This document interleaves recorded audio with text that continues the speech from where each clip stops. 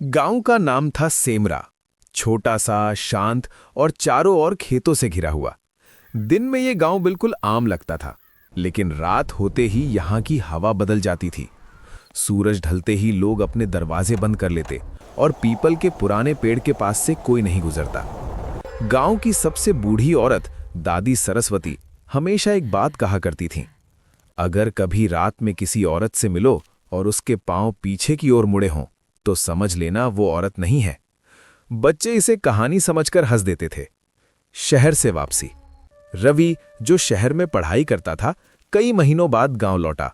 उसे ये सब बातें बेकार लगती थीं। उसके लिए चुड़ैल, भूत सब अंधविश्वास थे।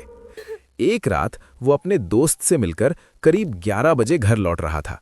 चारों तरफ सन्नाटा था, सिर्फ झींगरों की आवाज और हल्की ठंडी हवा। तभी पीपल के पेड़ के पास उसे किसी के रोने की आवाज सुनाई दी। सफेद साड़ी वाली औरत। सड़क के किनारे एक औरत बैठी थी। सफेद साड़ी, खुले बाल, चेहरा आधा ढका हुआ। वो सिसकते हुए बोली, बेटा, बहुत दूर से आई हूं, मुझे घर पहुंचा दो। रवि एक पल रुका। दिल में डर तो था, लेकिन इंसानियत भारी पड़ गई। चलो मैं छोड़ देता हूं, उसने कहा। औरत धीरे धीरे उठी। अजीब एहसास। चलते हुए रवि को कुछ गलत लगा।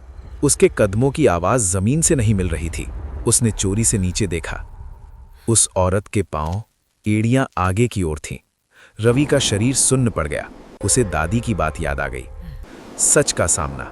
रवि ने पीछे हटने की कोशिश की। तभी उस औरत ने धीरे धीरे अपना सिर घुमाया। 180 डिग्री। अब उसका चेहरा सामने था, आंखें पूरी काली, होठों पर खून से सनी मुस्कान। आवाज अब भारी और डरावनी थी।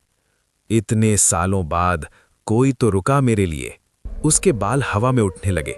घुंघरुओं जैसी आवाज गूंजने लगी। मौत से दौड़। रवि जान बचाकर भागा।